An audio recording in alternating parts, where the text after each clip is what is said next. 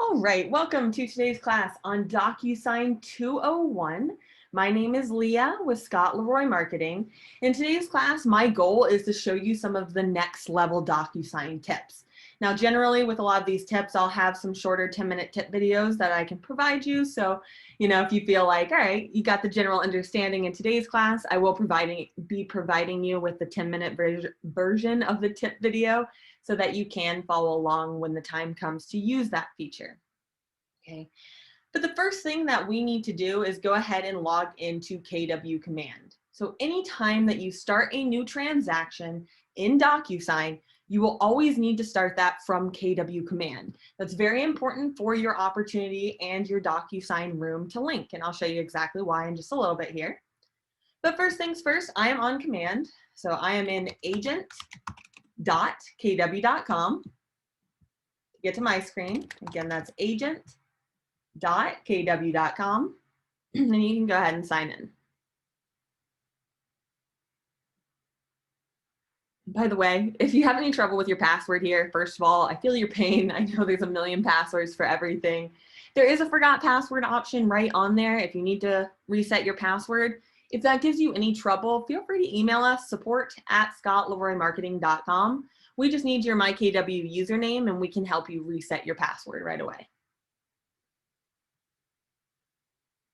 All right, and before we get started on all the next level tips, I just need to do a bit of housekeeping in your account to make sure it's set up properly in order to use DocuSign with command. So quick housekeeping, if you could click on your name on the top right of command, we need to ensure that DocuSign is linked up with command so you can use the two together. So to do that, again, we're clicking on our name on the top right of command and then settings from that drop down.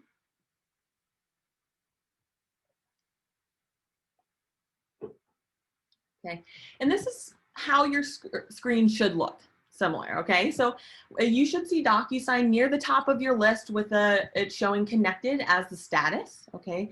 The rest of your apps may be in a different order, right? These are my connected apps at the top. So any apps that I currently have connected up to command will be at the top. So in theory, we want DocuSign to be up there. However, if DocuSign is not already connected up to command, no worries, go ahead and scroll down to find DocuSign and you'll be able to click Connect Account on the right-hand side to link that up. If you have any trouble linking DocuSign to command, shoot us an email, support@scottleroymarketing.com. We're more than happy to get that linked up for you. So again, if you have any trouble linking DocuSign to command, email support@scottleroymarketing.com and we can go ahead and link that up for you. Just a quick note, DocuSign, the KW DocuSign accounts do have to be created from the command backend. So just make sure you don't go to DocuSign.com to create an account, because in order to get access to the KW compatible accounts, that has to be created in command. And again, we're happy to do that if you need help, support@scottleroymarketing.com. All right, so now that we did all that fun housekeeping, let's get started on a transaction. So I'm gonna get you started in command because this is where we need to go ahead and start our transaction. However, I'm going to do the first couple steps a little quickly, okay? Since this is a 201 class, I want to make it into DocuSign as quickly as possible. Now, with that being said, I am going to send out the notes for today's class. Let me grab the link here. All right, so in the chat, I am putting this link and I'll show you what I just put in there. So you can just watch on my screen and grab it later if you would like to. But I just put this link in the chat. First of all, what this is all of my notes and tips all together for DocuSign. So I mentioned, first of all, that we had a bunch of 10-minute tip videos that will go over what I'm saying, further if you need to follow along after class. So that'll be all at the bottom here, all these YouTube links or all the tip videos. But why I bring this up now is actually the very top link. So I have the steps that you would do create a transaction in command with DocuSign right here. So if you click on that first link, and then click on this to open it. This is what I want to share with you at this point in class. These are the steps 1 through 10, I believe. Yep, 1 through 10 on how to start and manage a transaction in command. So, I'll be following these steps in class and referencing this so that, after class, you can pull this up and do the same thing with your next transaction. I also included short little tip videos on how to use each step. Like, so if you have any trouble understanding, number 8, this video will expand on it and so forth. Yeah, no problem, guys. I hope this helps, but I'll be referencing this during class as a helpful tool, but also at the top here is the video on how to link DocuSign to Command. So if you'd like to do that as well, there's a video on there. Okay. All right, so those are the notes. I will have that up on my separate screen here so that I can reference those for you. So if you're looking at the notes, if not, I'm reading them. I'll read them to you anyway. But step 1, we did it. We logged into agent.kw.com. So now step 2 is we do need to add a client to your database. So anytime you start a transaction in Command, we do need to start by adding the client to your database as the first step always. So that's slightly different than .loop, so I want to stress that. So we always want to start by going to the contact section of Command and clicking Add Contact on the top right. You can add in a practice contact at this point. It's really important to have a practice contact in your account so that you can send yourself things before sending it to every single person you've ever spoken to ever. All right, I would always suggest sending it to yourself first, just so I can sleep at night. I always do that.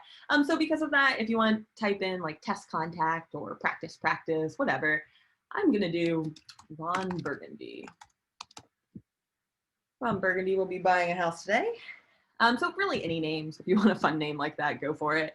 But the email address, that we want to go ahead and put as our personal email. So if you have a personal email outside of the KW system, then go ahead and put in that email address.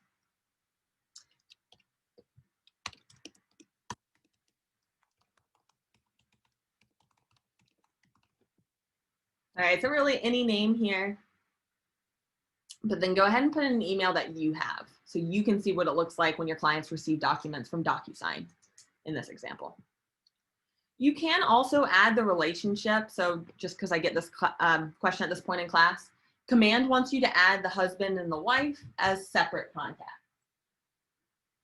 So when you are adding those contacts to your database, okay, you will want to add them in separately. You'll notice you have the option to add the relationship right from here. So technically you could add the wife's name here, and that will add the wife to your database with no contact information. So that's fine. You can add them right here. So if I wanted to add like Veronica Corningstone, for example, she's not already in my database, so it will allow me to add her to the database. However, it will just simply add her name to the database, and I would need to go to the actual contact record to add her email address and phone number and so forth.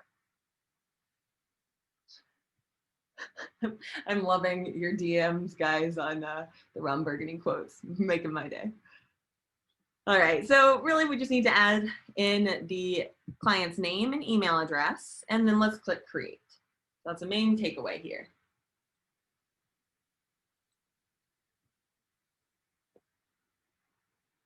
Okay, and I clicked create on the very bottom of adding a contact to add that to my database right away. Side note, if you are trying to import your contacts, that is a service that we provide. So if you have your contacts on an Excel spreadsheet, or even if they're on your phone or in Gmail, we have steps on how to export your contacts to an Excel spreadsheet from most platforms. So if you want us to help import your contacts into Command, feel free to shoot us an email, support@scottleroymarketing.com. Real quick for team member agents, please note, so if you are on a team, please zone in for real quick. If you're on a team, please note that KW semi-recently split your team database and your personal database.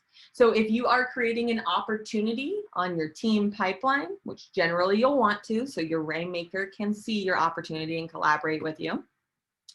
In order to do that, your contact would need to be in the team database. So you can click on your name on the top right to select your team database if it's not already selected, and you'll want to add the contact straight from there or straight into there. I'll show you in this next step how to add a contact that's currently in your personal database over to the team database. So if that's your next question, that's a good one, and I'll show you that in just a second here. Okay, so all agents, if you guys could zoom back in here, team members and solo agents, this will now be for you. we are going to search our database to go ahead and find that contact we just entered in. So use the search feature on the top left to search for that contact and simply click on their name to open it. Okay, and if you're following on the notes, that was step 3. Okay, so now that we are in the contact record itself, first of all, I'll just finish this team tip real quick. So if you're a team member agent and you want to know how to move the contacts from your personal database to the team database so that you're able to start a team opportunity, right, you would need to click on the 3 dots to the right of the contact's name. You guys will see those 3 dots pop up quite a bit in Command, and that always means more options, so it's good to know. And you'll see a couple options here. So for anyone looking for an archive option or to add to SmartPlan, you can do it right from here. But for team member agents, this is where you can choose the account to switch the contact over to the team. Okay. So if you're a team member agent and you try to start an opportunity on in the personal account and it gives you an error message, that's why. You'll need to move the contact to your team database first. Okay.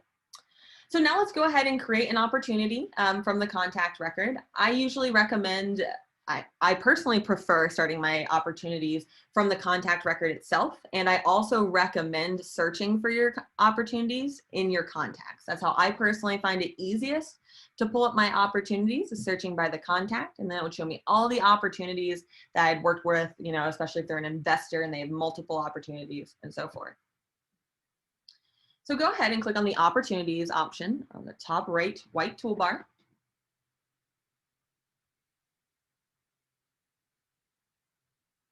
And yes, guys, this is the DocuSign 201 class. I just have to start a transaction so I can get in there. We'll be in DocuSign, I would say, in about 2 minutes, if even. So hang tight. We're almost there. All right, and we're clicking Create Opportunity on the right-hand side. Now, when this pops up, I'm going to show you the 3 fields that you have to fill in so you can breeze through this. Okay, of course, the other fields are important. Check out the full opportunity or DocuSign 101 class to understand what all these fields are. But in order to get past this, we really just have to fill out 3 main fields if you'd like to jot this down. One being the opportunity type. You cannot change this once it starts. So whether it's a listing, buyer, landlord, or tenant, very important that you pick the correct one. So I'll leave that on listings right now. Okay, so that's the first field you have to do something with. Second one, opportunity name. Typically you want to name this the property address. So if you know the property address, you can go ahead and put that in. I realize if you're representing the buyer, you might not know the property address out the gate, and that's okay. You can always add it in later. But this is how your office searches for your opportunities, is based on address. So it's important to add in the address once you know that. Last and final field is the commission rate. So that's just talking about the 3% on your side, or whatever you generally charge. Okay, that is changeable, but just know it's not talking about the full 6%. And you can go ahead and click Create. Okay, for any team member agents though.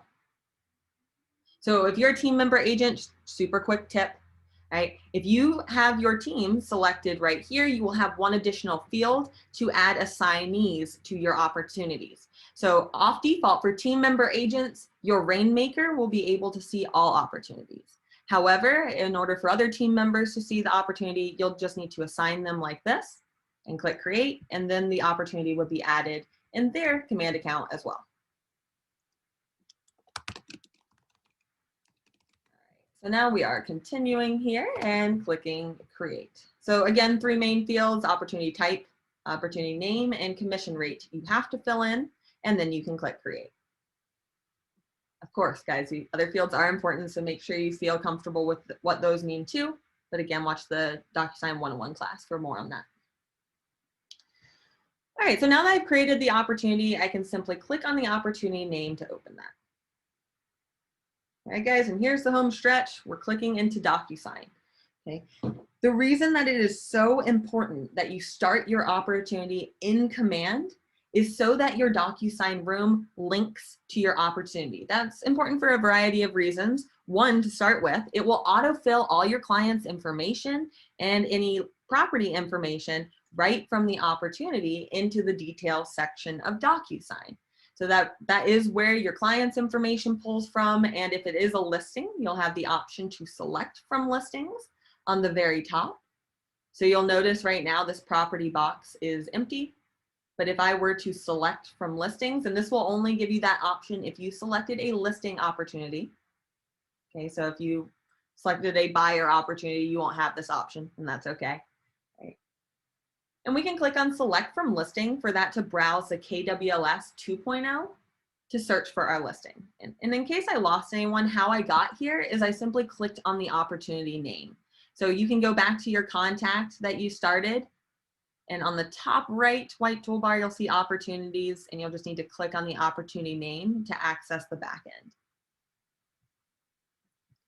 All right, so if I select a listing real quick, okay, I click select listing, it'll pull up only my listings, which is of course helpful, but KW is still working on grouping all of your listings into only my listings. So if yours is not there, please don't be alarmed.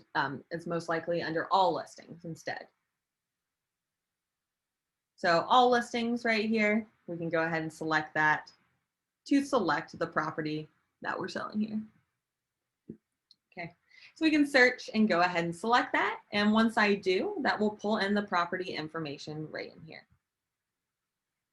That is helpful because now let's go ahead and click on the Documents tab to actually access DocuSign and get going on all these next level tips. So the Documents tab is where you'll go to start your transaction, to start your room every time. And I know that's a basic concept, guys, but it's just so important that you know that. Please make sure you're not starting your DocuSign rooms from DocuSign directly. Super important that you do the steps that we just did. We added a contact, step 1.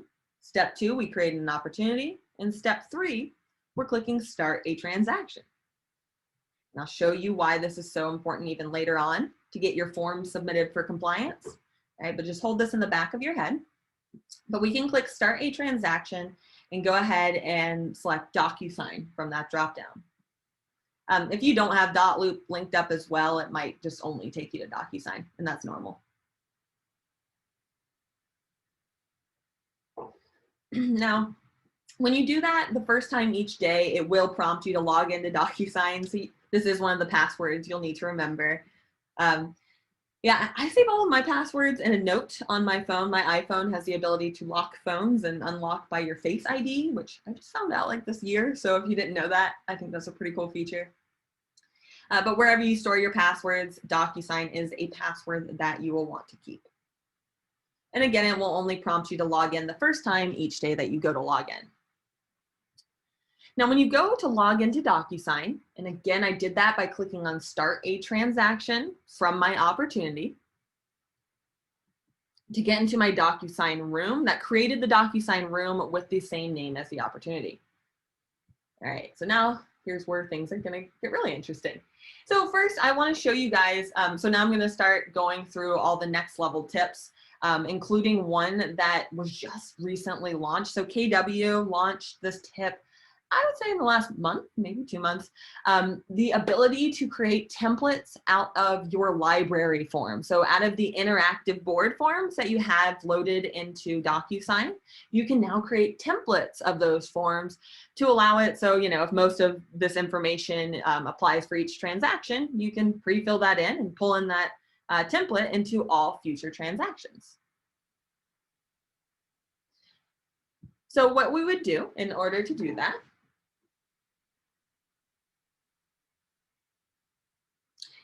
all right, just to make sure everyone is in DocuSign. So before, we're going to add a form to practice on, but just to make sure that everyone is in DocuSign with me, because I'll lose you for a while. We're going to be in DocuSign for the rest of the time.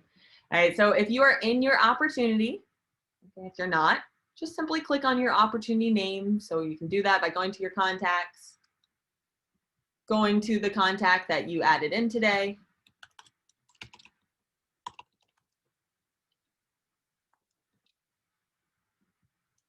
simply click on the opportunities option on the top right, and then click on the opportunity name here, so in teal, And that's what will take you to the back end of the opportunity. Yeah, and then yeah, guys, sorry, this adding the listing in here, you know, in theory, if this was a real listing, you might not have the listing paperwork quite yet, so you can always come back in to your opportunity to add this listing information at any time, or to link the listing rather. So that would, in theory, be done at a later time in the transaction. You're absolutely correct. Thank you for bringing that up, Eve and Dowling. And then from the back end of the opportunity, we're selecting the document section, and that's where we'll want to click start a transaction, or it'll say go to transaction if you have not already started that, or if you have already started that rather, sorry. All right, and that should take you into your DocuSign room. So hopefully everyone now is where I am. And it may have you log in though. All right, so let's take a look at adding in forms to our DocuSign room, and then I'll show you how to create a template of that form.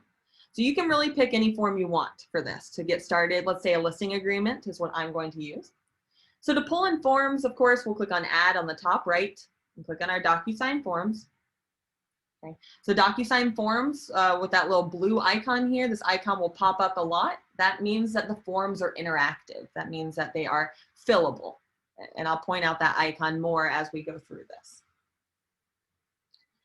Now, so once you go to add on the top right and select the interactive forms, the DocuSign forms, right? Just in case I lost anyone, this is what we're clicking, add, and then DocuSign forms. Right, we're given two options on the very top, library or by group. So if I leave the library selected, that would show me, you know, my board and MLS forms from the library.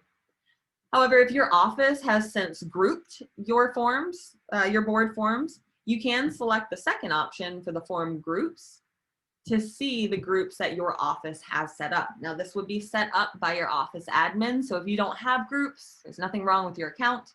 Your office just hasn't maybe set that up for your MLS board specifically. But in order to have these groups here, again, your office staff will set that up, and you can simply click on any of the groups to view the forms in that group. I like to search by the groups personally so I can more easily find my forms, but totally up to you. Okay, so no matter how you would like to search here, you can use the library or the groups. But let's go ahead and pull in a form that you would use often, because I'm going to show you how to create a template of that. So I'm going to use a listing agreement. If you want to use a listing agreement in your area, feel free. You can, of course, search for the forms and then select the form on the left-hand side to add that in.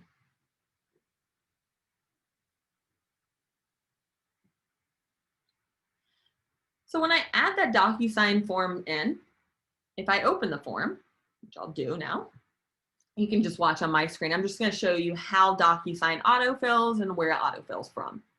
So if I click on the form and open it, it will have information pre-filled in already, like your client's names, your contact information as the agent, and the property details that pulled from the opportunity details. So again, your contacts information, like your client's names and information, will pull from command. So very important that you start your transaction in command, adding your contacts, creating the opportunity.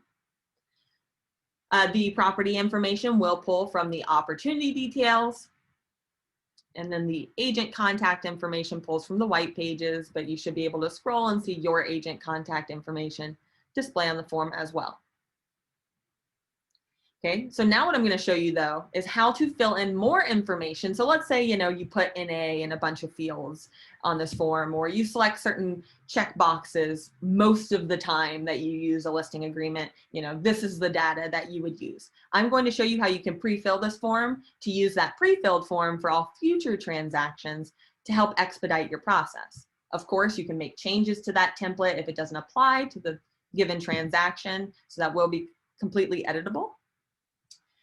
And this is, again, like a brand new feature, very excited about it. It's been highly requested since DocuSign launched. So let's take a look. So we are actually clicking on the My Docs option on the very top white toolbar. We'll see My Docs.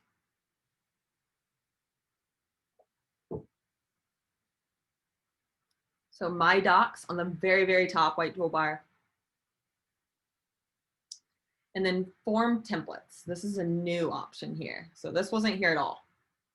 And your section is probably blank. I've just been practicing with these. The form templates is what we're clicking on. So if you're taking notes on today's class, I'll point out the noteworthy moments. This is not in the notes quite yet, but I do have a 10-minute tip video on this as well. You can follow later. We select My Docs, Form Templates, and we can go ahead and create a form template on the top right.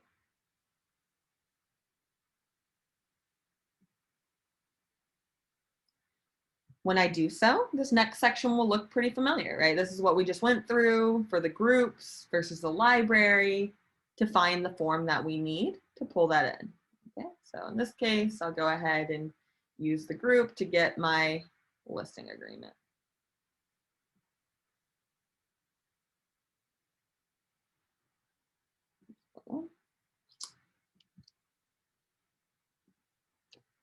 So again, go ahead and use the 2 drop downs to find the form you're looking for.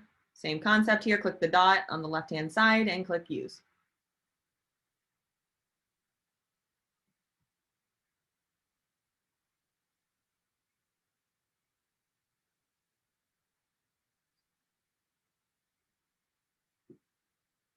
So when I do that, it'll pull up a blank copy of the form.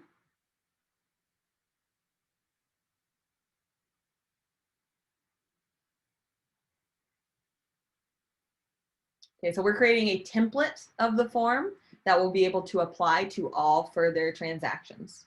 Okay, and to the question about zip forms, depending on your area, like California agents have to use zip forms to get their forms, to my understanding, and to edit my form. So if you're a California agent, my understanding is California agents use zip forms to edit your forms and access your forms, so access and edit your forms, and then use DocuSign to pull your forms in to send that out for signatures. However, zip forms is not used by all MLSs, so if you're not sure how to get your DocuSign forms, like you're not seeing those pull up, a lot of associations require your NERDS ID to be entered in.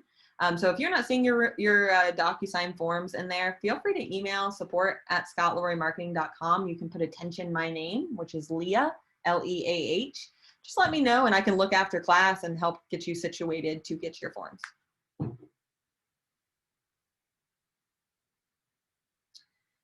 All right, so with this template here, so we can go ahead and fill in any fields that you would use for, most transactions. So if you usually check this dot, and I know I'm working with a North Carolina field or form here, guys, and you probably have a different looking form. It's totally fine. Same concepts here I'm going over. So basically just try to scroll through your form and find some areas that you would apply. Let's say, I usually have NA for these fields, for example. So I don't have to go through and type that in on all future transactions. I can go ahead and put in a lot of the pre-filled data that I would, usually have to type in manually every time. Now it's pretty cool as well because you can create multiple versions of the same template. So for example, if you wanted to create a template for cash deals versus finance deals, you could do that. So same form with 2 different templates, and you could just name those differently at the top. So if you notice where my mouse is, there's a little pencil icon, and that will let you rename this template. So, if I was using this for finance deals, I could name it cash deals or finance deals or so forth. Yeah, and you can absolutely, so once we save this name, and just a heads up on the right-hand side, that's where we click the check to save that name. But just keep in mind here, guys, we are just putting in the information that would usually be on the form in this situation. It is 100% changeable once you pull it into your room. So even if you use it, let's say 75% of the time, feel free to go ahead and put in that data. And once you pull it into your DocuSign room, you'll have the complete ability to edit the form, change those fields, delete them, so forth, so that you can edit it for that specific transaction. And of course, this form will autofill every room that you pull that into. Okay, guys. So that's the concept here. Okay, I don't expect you to have gone through and filled out the entire form at this point. I want to give you the tools to understand how to do this, and then I'll give you a tip video to follow along after class if you'd like to create these with a video. I have that for you. But for right now, let's use our imagination that we went through, filled in a bunch of fields that I would use for most transactions, and then click Save and Close on the top right.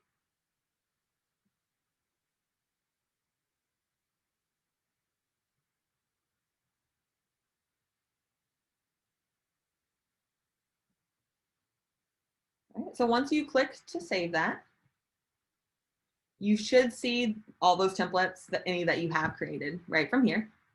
And just a heads up, guys, you can edit those on the right-hand side and delete those as needed. So, feel free to make a practice one right now because you can always delete those or even copy them. Oh, let me mention that real quick. The copy feature, that's extremely helpful. Like if you wanted to create a listing agreement for cash deals and then a separate listing agreement for finance deals, you could set up one template, come to copy it, and so that you could just copy everything you already did and just change things for, a finance situation and so forth. And if you missed how to change the name of the template, you just click on the pencil icon on the top, and that's kind of tricky. It's this little check mark to save it once you've changed it.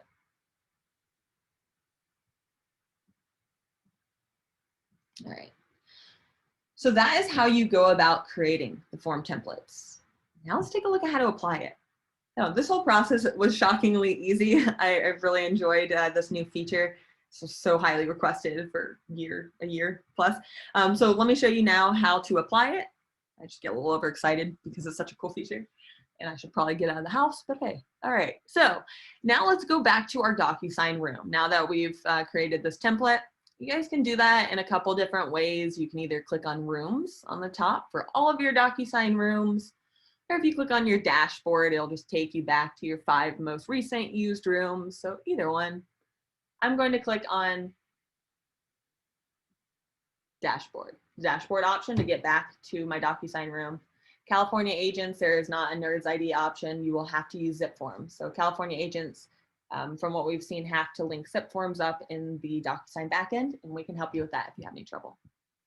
But as far as NERDS ID, what states use that, it varies, guys, depending on your area. That's why I can't give you a real straightforward answer on that. Like North Carolina forms automatically display in your DocuSign account. South Carolina forms, you have to have the NERDS ID. Texas form, NERDS ID. New Jersey, NERDS ID. So it varies based on the state, and we have as much as we can't have gathered together on a spreadsheet to know. So email us, let us know what state you're in, and we can help you get your forms because we have notes on all of that.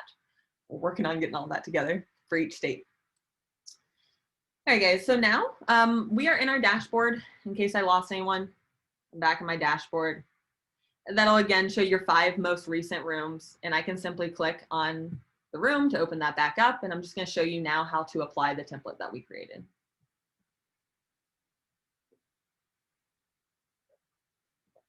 So once I click on my room, we're going back to the documents section.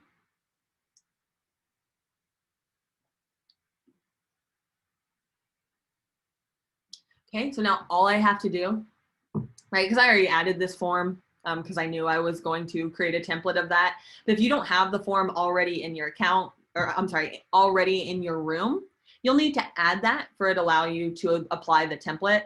So you do need to pull in the form first by clicking on add, from DocuSign forms like we already did, right? I already pulled in the listing agreement when we did that. So as long as it's the same exact form that you created a template of, you can right click on the form and click apply form template. And you'll only have that option, the apply form template, if this is the exact form that you created a template out of, which makes sense. Correct, yeah, you have to add the blank form in theory from the DocuSign library, which will autofill all the information on it, right, from your DocuSign room details and the opportunity details. And then you'll be able to apply the form template. So I right click, apply form template. And so this is where it gives me the options here. So this is only showing me, I do have 4 templates created for this one listing agreement, but in theory, you might have like 2 templates or whatever for a cash and a finance deal, so that you could go ahead and select for this opportunity or for this transaction, what the case may be to apply that template. It lets me know that was successfully added, and it was. So if I click on it, I'll see all those changes have been added to the form right away. So pretty beautiful thing. I'm really excited about this new feature. So it checked a bunch of the dots that I checked, entered in any of the information that I put on the template, and it also auto-filled from the DocuSign room.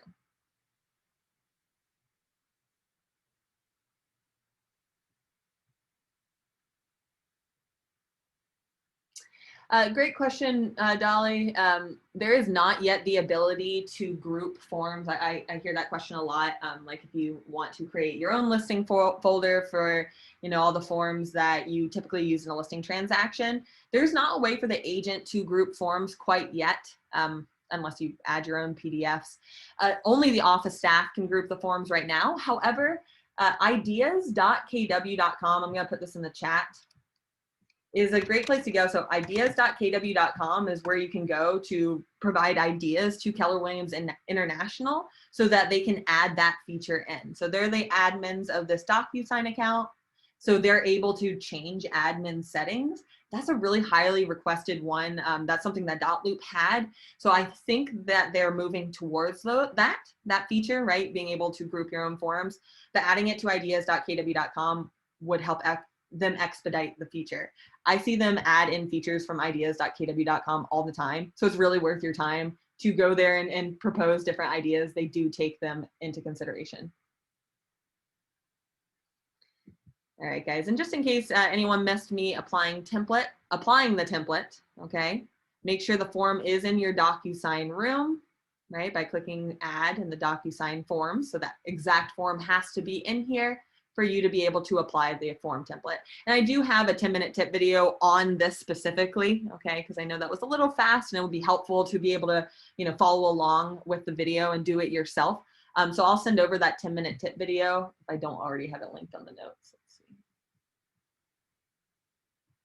Yeah, I don't see the great thing about these notes I sent you guys is this is a live Google Doc. So after class, I'll go ahead and add the tip video to add those templates. I don't think I have it. And so you'll get it automatically. So I'll add it right after class. So you can have the 10-minute tip video too to follow along. And if you're watching this class recorded, I'm putting those notes in the description of this YouTube video. All right, guys, so changing gear just slightly, we're now going to show sending off this template, and I'm going to walk you through how you can actually add a transaction coordinator or an admin to be notified once your forms have been signed, or maybe your mortgage provider if you want them to be notified once a form is signed. I'm going to show you how you can notify people forms are signed, and also how you can control the sending order. So if you want one client to sign first and the second one to sign second, I'm going to show you how you can control that sending order. So first things first, now that I have the form in here, I need to add it to an envelope in order to send that off. Okay, envelopes that's a term specific to DocuSign that wasn't in Dotloop. So if that's new to you, channel snail mail here, right, to make sense of this. So in order to send off an envelope, I'm going to go to the envelope section of my DocuSign room. Now, there's a couple different ways to start an envelope. So if you have a different way, go for it. All right, but in the Documents tab, we interact with our forms here. And in the Envelopes tab, that's where I'm going to click to actually send off my form. Okay, so always need an envelope to send a form, right, like in snail mail. So I'll click on the Envelopes tab of my DocuSign room and click the New button on the top right to create a new envelope.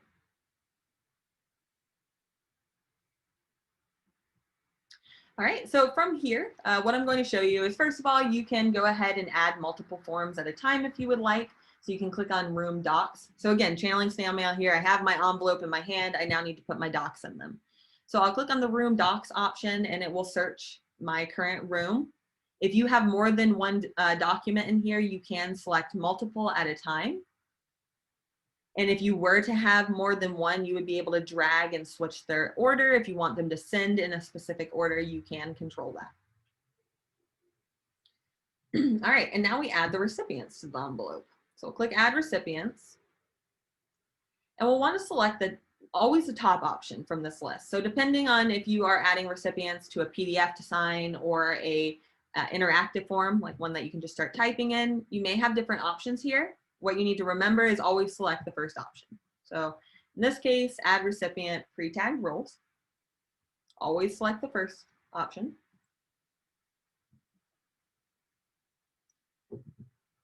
From here, I'm going to go ahead and select my client's name. So in Seller 1 and Seller 2, I see these drop-down boxes which already show my client's name. The reason it does show my client's name is that pulled over from command. So since I started my opportunity in command, I added my contact, started the opportunity from there.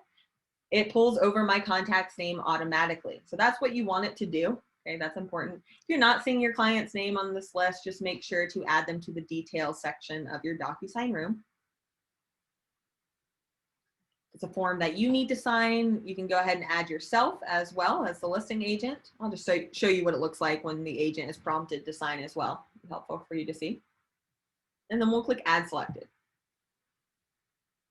Okay, so in the example I'm giving you now, I'm going to show you how you can notify if you have a transaction coordinator, an admin, or let's say a mortgage provider, right? You want them to be notified once you have a fully signed contract.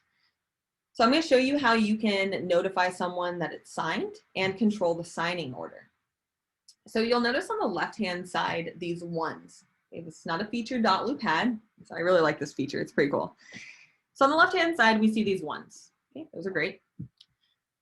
Now, in order to add my transaction coordinator or admin or mortgage provider, I can click Add Recipient to just add them in by the email address so they can get notified of this.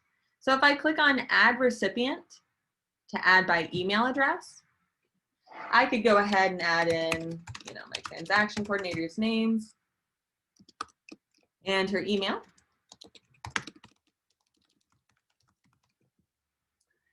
All right, but on the right-hand side, we'll want to change that from the default is needs to sign. We'll want to change that to receives a copy.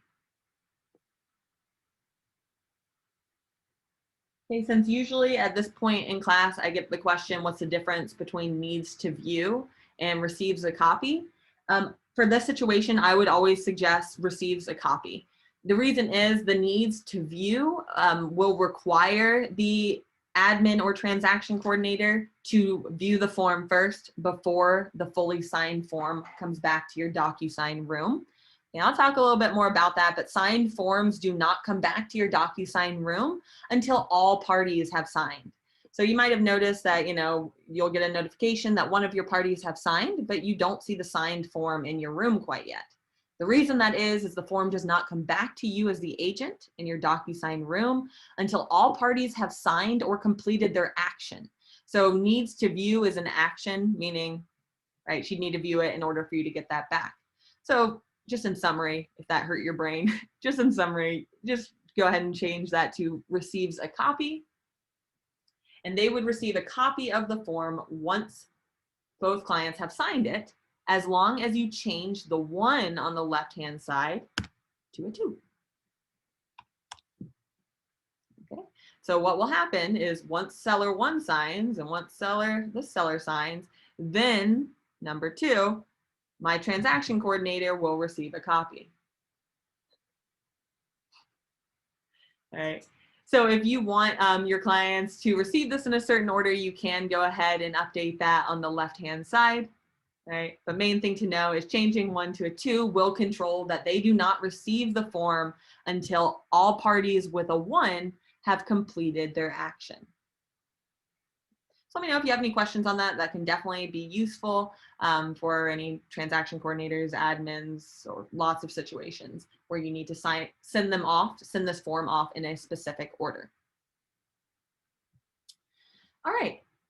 So now I'll go ahead and click the next button just to finish the process so you can see it.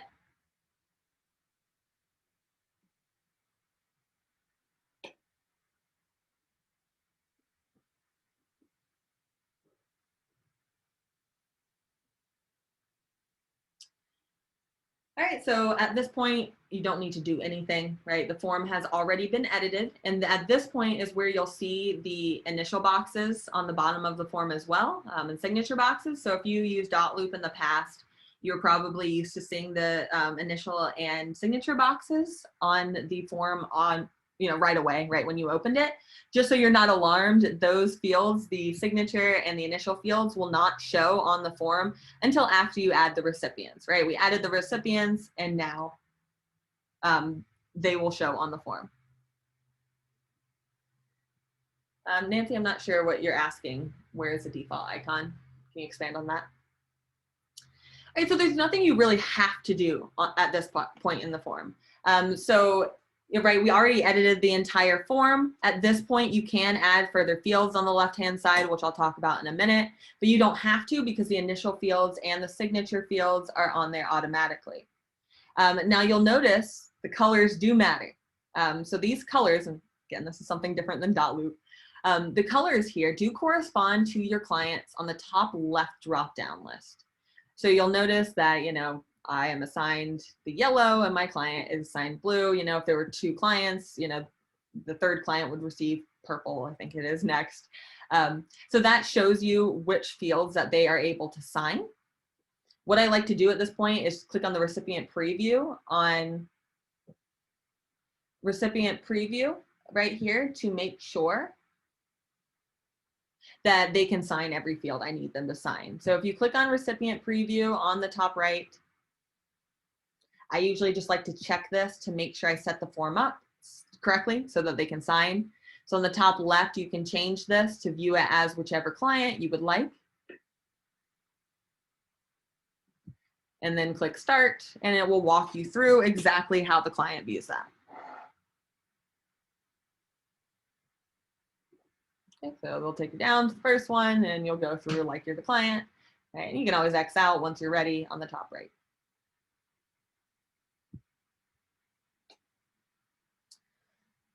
Okay, and we can click send on the top right. You don't have to right now. You can also click the actions option if you would like to delete that or save. All right, but when you send that, okay, what I want to show you now is what it looks like as the agent when you go to sign something. So as the agent, if it's a listing agreement or a form that you need to sign, it will send you an email prompting you to sign from the email, so you can do it from there, or you can do it from the envelope section directly. So in this envelope section, again, this will show you any envelope sent in DocuSign, which just means anytime one or a batch of forms were sent out, right, you'll have a different envelope each time that you send out forms. So, you know, this one said it needs my signature. So if I click on that, it will give me the option to sign right from here. Just a heads up, it also gives you the option under more to resend that if your client said that they did not receive that. You can resend it right from here.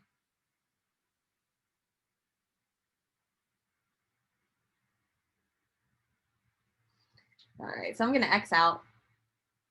And Lydia, I'll be going through that actually again right now. So I'll show you that again. Hang tight to that question. All right, I'm Xing out on the top right.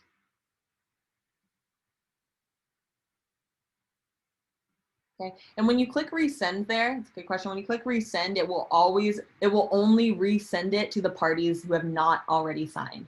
So if you have, for example, you know, 2 clients on the transaction, one is signed, one has not, and the second one is having trouble even finding the email, you know, whatever the case may be. If you click to resend, it will only send to the one client that hasn't signed yet, which I thought was pretty cool, pretty smart. All right, so now at this point, what would make sense is let's take a look at how to work with signed forms in DocuSign and how that works, because it is a little different than .loop. Okay. For this part, you can watch on my screen because I'm going to show you a signed form that I have in my DocuSign room as a practice, just so you guys can get you know, a good idea of how that looks when it comes back. All right, so I'm clicking on the rooms option at the top. And again, you can just watch on my screen. I'm just gonna walk you through what I'm doing. And I want to point out there is a room finder on the top here, so you can search for any room. Click on that room to open it.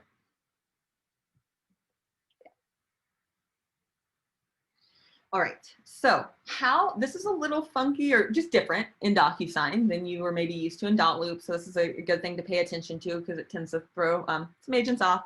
How signed forms look in DocuSign. So when you bring a form into your DocuSign room, right, if it's an interactive form that you got by clicking add on the top right and selecting from the DocuSign forms, right, remember this little blue icon, that piece of paper with a blue form icon on it? right? That icon is the same thing that will be display on your interactive form. So when you're looking at your DocuSign room, I can easily see this is an interactive form because it has the blue form icon. Okay, and what I mean by an interactive form is, right, I can click on it and it will have all the text fields on it, so I can just start typing. So it's fillable. Okay. So that will always note that. Now, once you send this form off, once you send this original form off and your clients have both signed it, so all parties have to sign in order for you to receive that back. But when it does come back, that will come back as a totally separate form. So this is the signed copy right here with the green signed icon, and that is a completely separate form than the original, right? The signed copy is actually a PDF. Meaning it's not fillable, right? There aren't any text fields. The reason is that it preserves the signatures. So I know this one's not actually signed, but it makes it so that, let's see what this one is. It makes it so that the signatures cannot be erased. So I don't know if you were using .loop in the past. .loop, if you tried to make changes to a signed form, it would give you a pop-up that said, hey, if you make this change, you're gonna erase all signatures. And my heart would almost jump out my throat every time because I have an executed contract. I accidentally clicked a button and it's about to erase all my signatures. Okay, so now I'm just sweating talking about it. But the beautiful thing is DocuSign does not, you will never run into that. DocuSign will always preserve the signatures once it comes back. There's no way that it will erase the signatures on a form. So again, original form, this is the icon, and then the green icon will show you the signed copy. Just to show you the third icon, that third and final that DocuSign has, just a PDF icon, the orange icon my mouse is over. That just means it's a PDF, right? You can add PDFs to DocuSign by coming up to add and adding from your computer.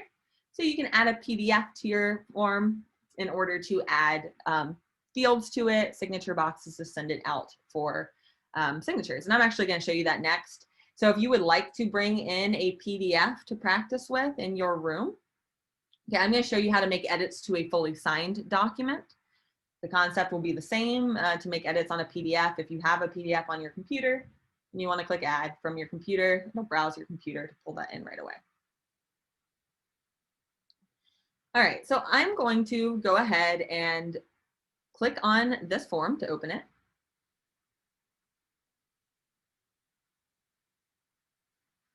You can create templates from PDFs actually. I should have a video on there. So you can add your own forms and add fields to the templates to create templates that way as well. However, that will not be grouped. That will not be grouped in the DocuSign library either. Even if you'd like to email me, I can provide you with more information on that as well, support@scottleroymarketing.com. All right, so I'm opening the signed form, and feel free to just watch on my screen if you would like. I'm going to show you how you would make edits to a fully signed form and send that off, if you need to make a small change to a signed form, okay? This concept will be the same to editing any PDF. So I'll show you how to edit PDFs. So this is a signed form, and I need to pull that into my envelope now, right? And before, when I show you guys how to create an envelope, right, we clicked on the envelopes tab. So that's one way you can do it. But I mentioned there are a couple different ways that you can do it. You can go ahead and click on the icon on the top right. It's an icon of a piece of paper with a folded corner. And we can click Create Envelope.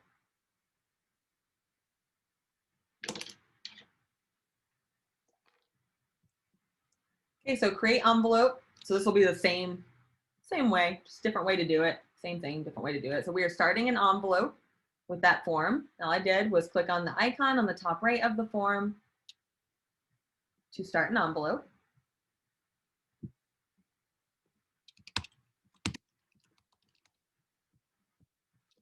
All right, so from here, same concept here. So my form is already added. I can add further room docs if I would like to. But since this is a PDF, right, it came back because it's a signed version, it's a PDF. Since it's a PDF, these options are slightly different when you're adding a recipient. So this is what I was kind of talking about earlier. You'll just always want to select the top option. That's the main thing to remember. That's how I remember it. So anytime you're clicking add recipients, if it varies what you're seeing there, just always click the top option. And then we can go ahead and add in our clients.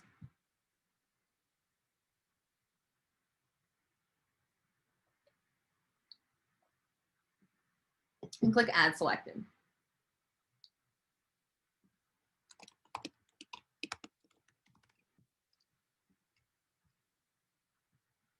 So now that we've added our recipients, let's go ahead and click the Next option on the top right.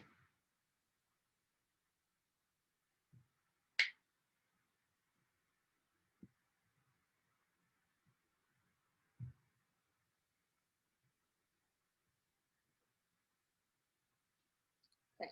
So now this is where I'm going to show you how to work with these fields on the left-hand side. So once you've added the recipients, and yeah, his name's kind of messed up. It's okay. I'm not going to go fix it. All right. But if their name is ever showing incorrectly, like mine is on the top left, right, I would just need to click the back button to go edit their name in the envelope, and it would fix that right away. Just a heads up. So from here, I can go ahead, let's say in this example, so I'm going to show you how you can add, make changes to a fully signed form. However, let's say if this is a PDF just in general, and you need to send this PDF to your clients for electronic signatures, like let's say the agent on the other side of the transaction works at Remax, and they sent you an email with the contract signed by their clients. So you have that attachment in your emails, okay? You can add it to your DocuSign account, and now we can add signature fields to the form so that they can sign. So the signature and initial fields do not display automatically in DocuSign if it's a PDF or a signed form. Okay, those initial fields and signature fields will only automatically display if it's an interactive form, a DocuSign form, right? It has that blue icon that says form. So no biggie though, like if it is a PDF that you need to get signed by your clients, how you would do that, I realize there's already a signature there, just ignore that. How you would do that if you need to add an initial box for your clients to sign a PDF or a signature field, you would select their color on the top left. So you'll notice once you select that color, it changes all of these icons to that corresponding color. And I can go ahead and click initial to line that up on my form and click to drop it. So in theory, you would want to go through and do that for each initial field.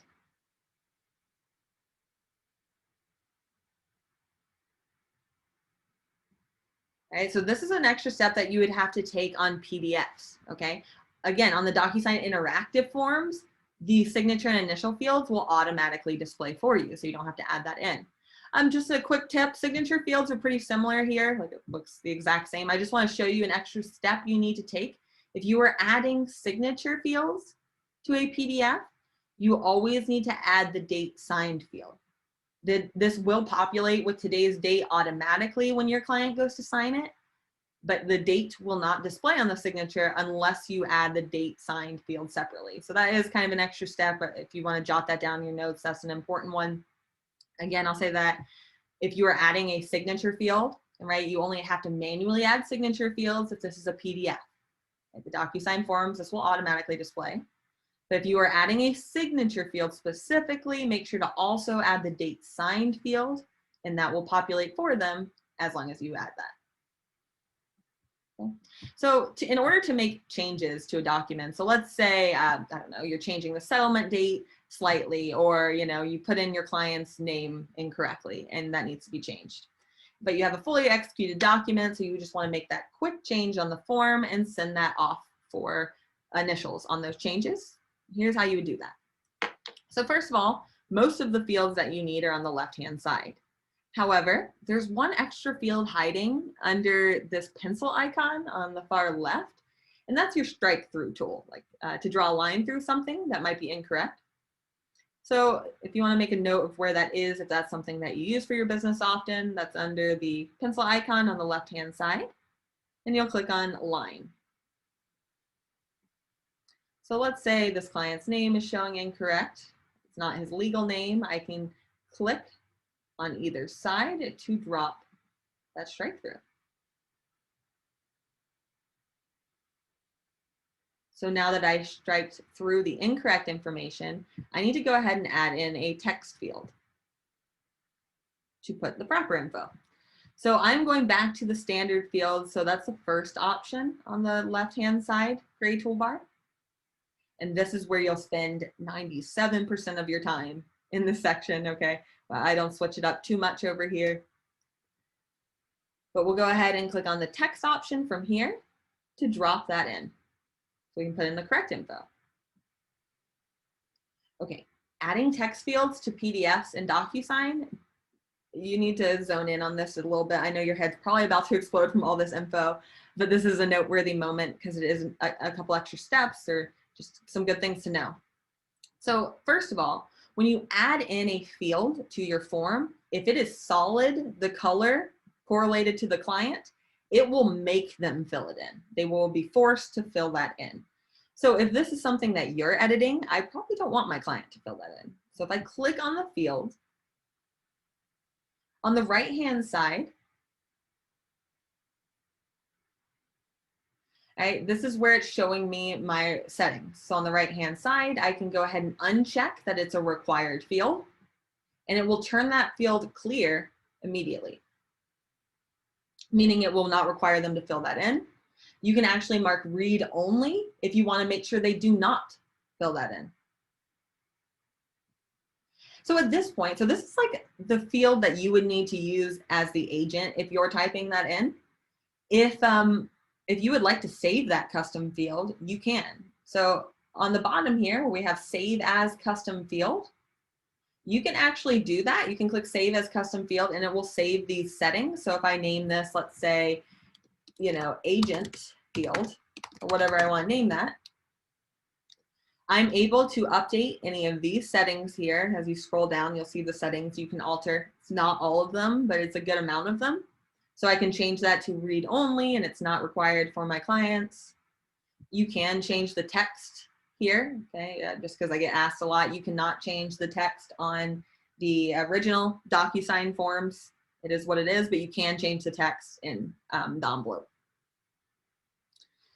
And then we'll go ahead and click save. You can scroll through and see the other data that you can save for the custom fields. But once you save the custom field, that would be accessed on the left-hand side. The second option down, it kind of looks like a field with a wrench. Yes, a wrench. I think I got that tool right. All right. All right, so once we have that added in and saved, right, there's one more thing on custom fields you guys need to know.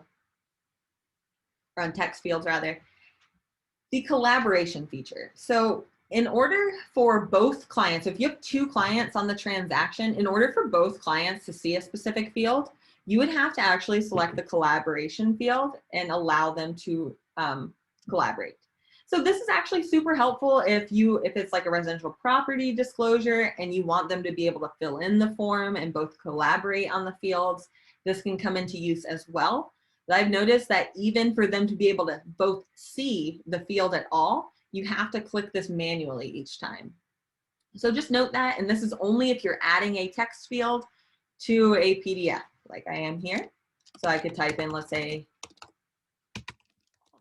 Stark, correct name. Okay. And if you need to make any further edits to the text field, right, just simply click on the text field. So it'll show you the editing portion on the right-hand side as long as you click on the field. Once you click on it, it will show you this so you can make edits to the settings. And again, the main settings we want to change is we want to change that to read only. We do not want it required. And we want to allow them to collaborate so that they can both see that field. Okay. So now that I've added in that text field, I just would, you know, in general need to add in initial boxes so my clients could sign for that change. So I would go ahead and select the initial option, line that up. If there was a second client on the transaction, I would do the same thing for both of them to sign the change, right? If this is a fully executed form, they would have to sign any changes to make that effective. And when you click send, okay, this change will not show up on the form in your DocuSign room until they have signed. Okay, so if you click send and try to go back and look at the original form in your DocuSign room, these changes will not be on it until the signed copy comes back. All right, guys, if you can hang around for like 10 more minutes, I'm going to show you how you can do host in person signing in DocuSign, and that'll be the last thing that we do. So if you can stick around, it's a really cool feature. It's kind of a couple steps, so you'll have to hang with me, but very highly requested to allow in-person signing in DocuSign. And I do have a tip on this as well. If you need to head out, the in-person signing tip, I believe I will add on those notes I sent you guys as well. All right, but if you want to see it firsthand, let me show you how to do in-person signing real quick. Okay, so the first thing that we would need to do, all right, and first what I'm going to show you, the first portion of what I'm going to show you is something you would need to do before your appointment. And then I'll show you how once you get to your appointment, how you can pass your device to your clients to have them sign in person. Okay, this really comes in handy if you prefer to, if you're going on your appointment and explaining the listing agreement, maybe even filling it out with them, you can do that right next to them and then pass the device over to them so that they can sign right next to you instead of you having to email the form for signatures. Okay, so it's just an option if you want them to sign in person. So first thing is before the appointment, I would want to get my document all edited.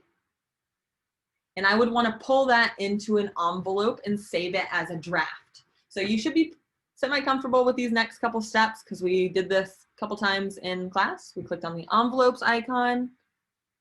We're selecting new on the top right to create a new envelope. And we'll pull in the room doc that we want them to sign in person. So I just selected the room docs option to pull in the envelope or pull in the form into the envelope. And we'll add the recipients. So same as normal, we're selecting the top option here, adding our clients. Just add the one for right now.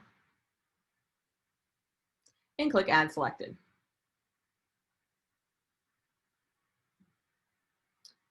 All right, so this next part, this is where things start to change.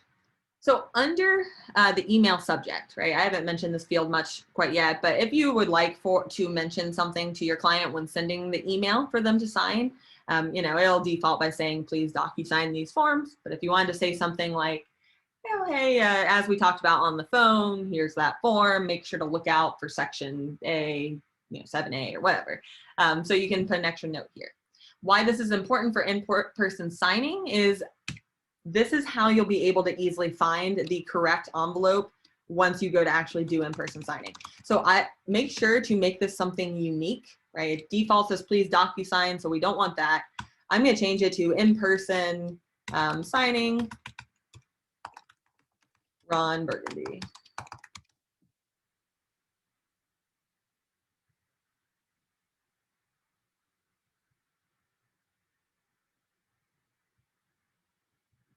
Okay, so I have a unique email subject. That's important. And then we want to click Save and Close. So we are saving this as a draft. So I'm clicking Save and Close on the top right here. So in theory, I would do this before my appointment. I mean, up to you. You can do this during the appointment as well, but you can click Save and Close. All right, guys, so this is where things get tricky if you want to jot down notes. This is why it's the DocuSign 201 class. All right, we're switching to e-signature. So this is something we haven't done yet in class. We're going to click on, it'll either be your initial in a circle on the top right or your headshot if you have that added in. And click Switch to e-signature.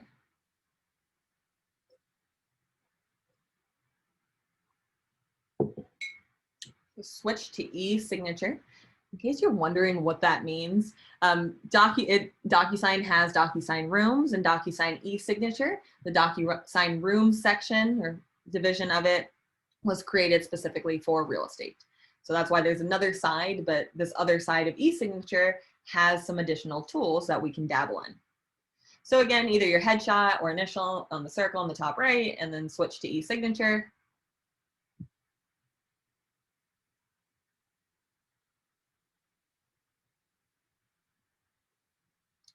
All right, and I would take down notes on this. Again, I have a tip video I'll share out at the end of class so you can watch this as well.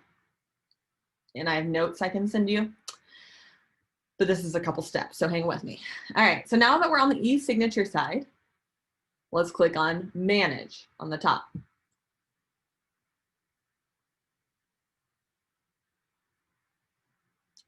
Manage, so we're managing our drafts, which makes sense so far, right? Because I created that envelope and saved it as a draft and apparently butchered the word burgundy, but hey, it's okay.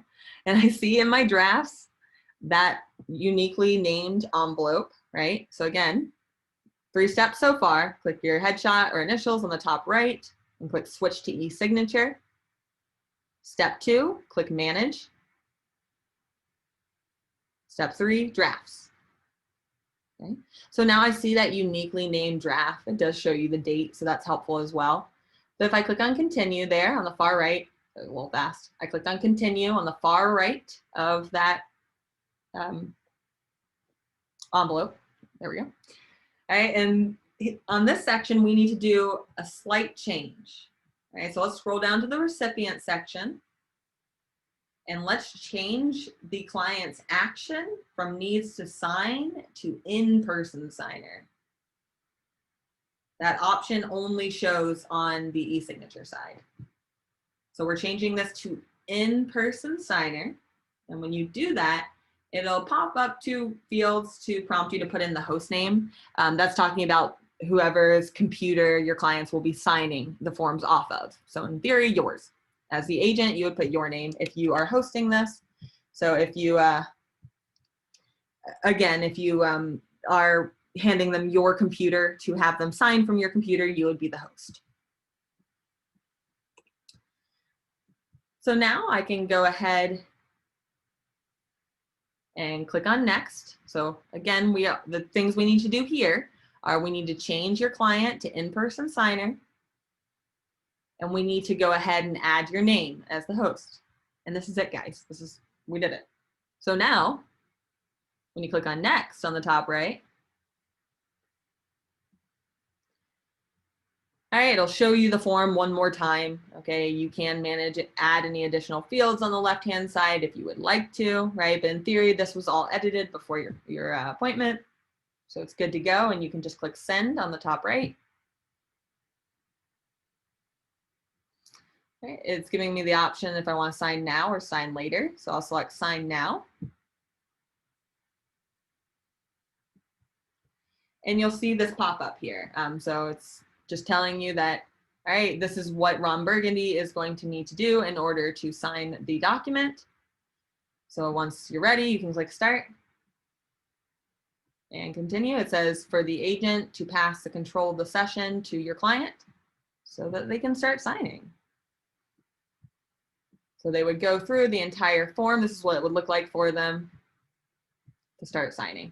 And you can see the first time that they go to sign the form, it'll show them their name so that they can edit their full name. So if they want to sign by a different name or enter their middle name, or you put Bill and they need to sign with William, they can edit that the first time they go to sign, and then click Adopt an Initial.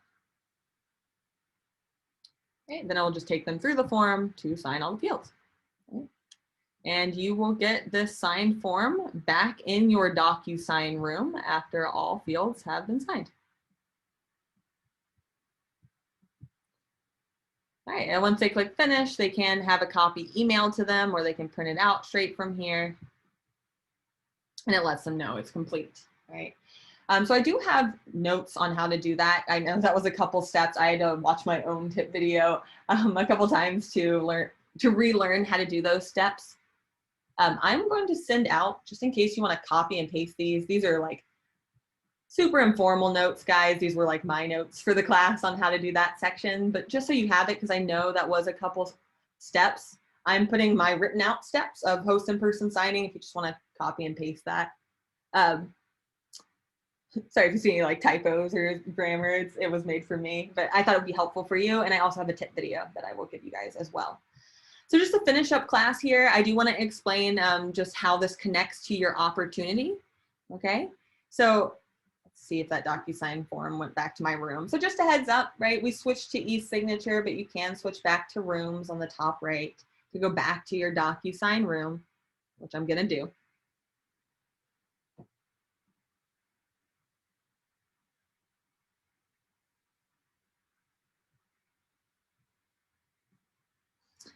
All right, and I can go ahead and click on my DocuSign room to view that fully signed form that was signed as in-person signing. There it is, right? This is the form that I got signed in-person signing. So I can see I have the original copy of the form and I have the signed version back. And then I have a PDF that has all the signature verification. Okay, so that is where the security comes in for DocuSign's backing of that security. All that info there, that will come over for all the signed forms. I saw a good question in the chat earlier. If you are trying to add a second version of the form, you'll notice it won't let you. So let me talk about that real quick. So depending on the form, it generally will not allow you to delete or add a second copy of an existing DocuSign form with the blue icons. So if I try to add a second copy, I'll notice that it's actually grayed out and it does not give me the option to add a second version. Let me show you what I mean. Like this. See, I cannot add a second version. So we get this question quite a bit. So if you need a second version, right, this is how DocuSign wants you to work with it. So since a signed version of the form comes back separately, the original copy of the form is always untampered with. So in theory, what DocuSign wants you to do is actually open the original copy of the form to make any edits, resend that for signatures, and then that fully, updated and signed copy would come back to your DocuSign room as a totally separate copy, so like a second signed copy. So in theory, you can send one document out multiple times for signatures, and that will always come back as a separate signed copy. All right, and so how they want you to work with this, if you are representing the listing, right, you will have a listing and a buyer transaction as two totally separate opportunities, two totally separate DocuSign rooms, and so forth, right? But the last thing I want to show you guys is real quick how DocuSign links to command to add your forms for compliance. If you can stay on for like 5 more seconds, I'll show you this real quick. So I'm back in my opportunity here in command. Okay, and so if you need to get back to your opportunity, that should just still be open in a separate tab. Okay. What I want to show you guys is this is where you'll go to submit your forms for compliance review so that your office can do compliance and give you your commission check at the end of it. So if you get your forms hand signed, that's absolutely fine. You just need to add all signed copies of your form to the opportunity to submit for review. So your opportunity, so where I am here, is being used between the agent and the office to submit your signed paperwork, whereas DocuSign is being used between the agent and the client to get your form signed, to access your forms, to edit them, and so forth. Okay, so again, DocuSign is between agent and client, and then your your command opportunity will be to submit your signed paperwork to your office for compliance review. And you can do that straight from the documents section of your opportunity. On the left-hand side, you may already see a checklist just right out the gate, or you'll be given an option to pick the checklist type to add your paperwork on the right-hand side. Guys, and in case you would like some more of the DocuSign basics, I am teaching DocuSign 101 tomorrow at 1 p.m. Eastern time. If you'd like to tune in for that, it will be a much more slow-paced class that will go over all the basics of DocuSign. Of course, this class was created a little to be more fast-paced and more of the advanced tips. So if you have questions on all this, guys, please don't hesitate to reach out to me, support@scottleroymarketing.com. You can put attention my name, which is Leah, L-E-A-H, in the subject line, and I'll respond to that directly. Great question, Debbie. The question is, what does sync transaction mean? And that is a great question. A sync transaction, if you update anything after the room is already created, right? We already created the DocuSign room, but let's say whoever asked that good question earlier, right, about adding the listing in, right? Let's say you didn't know the listing when you created the DocuSign room. So now you just went to link it up, right? Clicking sync the transaction would push any updates over from your opportunity, or if your contact's name changes or whatever the case may be, that would push any changes from the details section of the opportunity and the contacts over to autofill in your DocuSign details tab. Yeah, here, let me put the our email address in the chat here. So it's support@scottleroymarketing.com. Attention, Leah. And I am, yes, this is how you spell my name, Leah.